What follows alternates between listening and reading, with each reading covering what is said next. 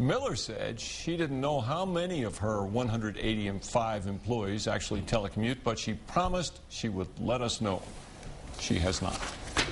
Not that we don't always, but we should pay very close attention to you now, right? Oh, now you do, Diane. Are you going for the iPad as well? Of course. All right. Well, if Diane wins, I promise we will immediately remove it from her possession and give it to one of you. Let's go ahead and show you. We start with our See the Future contest. You can check that out, and obviously once you know this word, then you log on to the internet and register yourself and do all that stuff, and many of you have already done that, and there's the word. Bus potential. I don't know who. Words. All right, I got it. You don't win, Dick. Bus potential. You can log on to the website and move on, and we will let you know who wins. And again, a lot more of these to give away.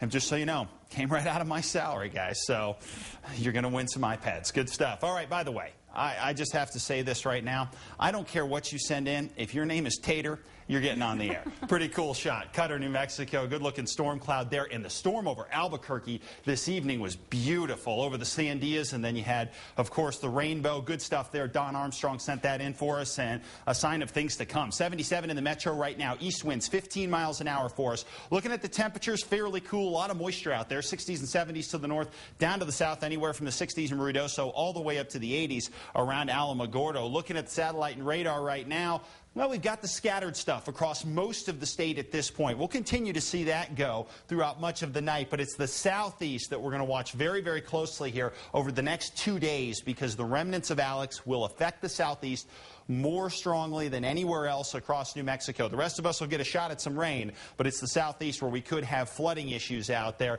And essentially what we're going to do here is a sort of squeeze play. We've got high pressure well to our east, and we're going to set up low pressure well to our west. Well, these two do a pretty good job of taking moisture and funneling it up into the state here. So it looks like we're going to grab that moisture over Mexico, and that's all it will be, essentially. We're not going to have the winds as much. It's not really a hurricane anymore, obviously. All it's going to be is rain showers. So as it comes up to the north, that moisture slides in. Core of the storm stays to the south, but that moisture sets up over the southeast here, and those are areas that are going to be a real concern, especially areas like the Sacramento Mountains around Ruidoso and around Carlsbad, where we're going to see some heavy rains as a possibility, even up into areas like, say, Roswell, too, where we could see some pretty significant rains here. So what we're going to watch over the next couple of days is where that weather concentrates and where the real heavy stuff falls. The thing that could work in our favor is this tropical moisture comes up. If we get enough cloud cover, which we want across the southeast, that will allow for less convective thunderstorms, less storms that dump a ton of rain at once. What we want is the steadier, lighter rain across the southeast. That would help us avoid flooding and allow us to avoid really, really high rainfall rates, the kind of stuff that Dolly brought in 2008. We're thinking this probably won't be as bad, and that's some good news out of this, but we do need to watch the southeast. Scattered storms, though, will continue to ramp up here over the metro area as well throughout the next couple of days. So we saw a storm today. I think we'll have a good chance next couple of days. And remember, there's enough going on with these storms that we could even get some minor isolated flooding in other parts of the state as well. Four Corners, scattered to spot storms. You guys are going to be least affected by this, obviously, because you're farthest away from it.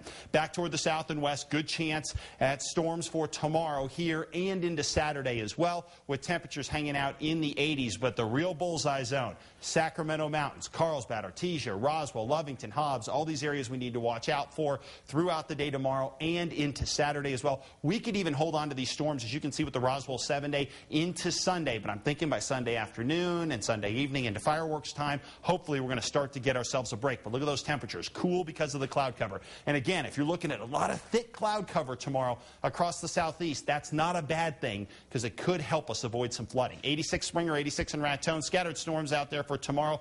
More on the way as we head into Saturday. Northern Mountains, same deal. We saw some today. I think we'll see more tomorrow. Santa Fe extended next couple of days. Good chance of those scattered to numerous storms across the area. East Mountain, same sort of deal here as well. Popping up a few storms over the mountains and having them drift off to the north, 79 into Harris. And then here in the Albuquerque area, we saw one storm today come on through, and I think we're going to see scattered to numerous storms tomorrow and into Saturday. We'll watch for that flooding possibility here as well. It's not as high as it is across the southeast, but again, we crank up a couple big storms, and it could be messy. Temperatures in the 80s. All right. Thank you, Mark.